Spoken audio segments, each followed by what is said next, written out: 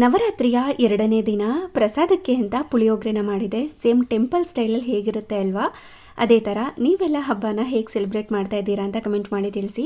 ಹಾಗೆಯೇ ತುಂಬ ಸಿಂಪಲ್ಲಾಗಿ ಕ್ವಿಕ್ಕಾಗಿ ಮಾಡ್ಕೊಳ್ಳುವಂಥ ಪುಳಿಯೋಗರೆ ಇದು. ಬಹಳಷ್ಟು ಜನಕ್ಕೆ ಮನೇಲಿ ಮಾಡುವಂಥ ಪುಳಿಯೋಗರೆಗಿಂತ ದೇವಸ್ಥಾನದಲ್ಲಿ ಪ್ರಸಾದ ಕೊಡ್ತಾರಲ್ವಾ, ಆ ಪುಳಿಯೋಗರೆ ಅಂದರೆ ತುಂಬ ಇಷ್ಟ ಆಗುತ್ತೆ. ಪುಡಿ ಮಾಡ್ಕೊಳ್ಳೋದಕ್ಕೂ ಕೂಡ ಅಷ್ಟೇ, ಜಾಸ್ತಿ ಪದಾರ್ಥ ಬೇಡ, ತುಂಬ ಸಿಂಪಲಾಗಿ ಮಾಡ್ಕೋಬೋದು. ಮೊದಲಿಗೆ ನಾನಿಲ್ಲಿ ರೈಸ್ನ ಮಾಡ್ಕೊಳ್ಳೋದಕ್ಕೆ ಇಟ್ಕೊಂಡಿದ್ದೀನಿ. ಅದಾದಮೇಲೆ ಹುಣಸೆ ಹಣ್ಣನ್ನು ನೆನೆ ಹಾಕ್ಕೊಂಡ್ಬಿಡ್ತೀನಿ.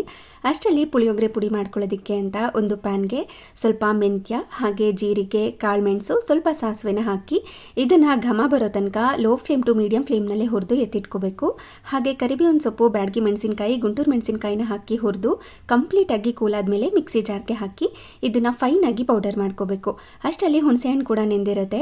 ಅದನ್ನು ಚೆನ್ನಾಗಿ ಸಿಪ್ಪೆನೆಲ್ಲ ತೆಗೆದು ಒಂದು ಪ್ಯಾನ್ಗೆ ಎಣ್ಣೆನ ಹಾಕಿ ಹುಣಸೆ ಹಣ್ಣಿನ ರಸ, ಸ್ವಲ್ಪ ಅರಿಶಿನ ಪುಡಿ, ಹಾಗೆ ರುಚಿಗೆ ತಕ್ಕಷ್ಟು ಉಪ್ಪು, ಸ್ವಲ್ಪ ಬೆಲ್ಲನ ಹಾಕಿ ಹಿಂಗನ್ನು ಸೇರಿಸಿ ಕುದಿಸ್ಕೋಬೇಕು. ಇನ್ನು ಒಗ್ಗರಣೆಗೆ ಒಂದು ಪ್ಯಾನ್ಗೆ ಎಣ್ಣೆ, ಸಾಸಿವೆ, ಕಡಲೆಬೇಳೆ, ಉದ್ದಿನಬೇಳೆ, ಕಡಲೆ ಬೀಜ, ಗೋಡಂಬಿ, ಕರಿಬೇವಿನ ಸೊಪ್ಪು, ಒಣಗಿರುವಂಥ ಮೆಣಸಿನಕಾಯಿ, ಕಪ್ಪೆಳ್ಳನ್ನ ಹಾಕಿ ಒಗ್ಗರಣೆ ರೆಡಿ ಮಾಡಿಕೊಂಡು ಉದ್ರುದ್ರಾಗಿ ಮಾಡಿಟ್ಕೊಂಡಿರುವಂಥ ಅನ್ನಕ್ಕೆ ಗೊಜ್ಜನ್ನ ಹಾಕಿ ಪುಳಿಯೋಗರೆ ಪುಡಿನ ಸೇರಿಸ್ಕೊಂಡು ಒಗ್ಗರಣೆನ ಸೇರಿಸಿ ಕೊನೆಯಲ್ಲಿ ಸ್ವಲ್ಪ ಕೊತ್ತಂಬರಿ ಸೊಪ್ಪು, ಕೊಬ್ಬರಿ ತುರಿನ ಹಾಕಿ ರುಚಿಗೆ ತಕ್ಕಷ್ಟು ಉಪ್ಪನ್ನ ಸೇರಿಸಿ ಚೆನ್ನಾಗಿ ಮಿಕ್ಸ್ ಮಾಡಿಕೊಂಡ್ರೆ ಪ್ರಸಾದಕ್ಕೆ ಮಾಡಿರುವಂಥ ಪುಳಿಯೋಗರೆ ರೆಡಿ ಆಗಿರುತ್ತೆ. ಕಲರ್ ಕೂಡ ತುಂಬ ಚೆನ್ನಾಗಿರುತ್ತೆ, ರುಚಿ ಕೂಡ ತುಂಬ ಚೆನ್ನಾಗಿರುತ್ತೆ. ಒಮ್ಮೆ ಈ ಥರ ಟ್ರೈ ಮಾಡಿ.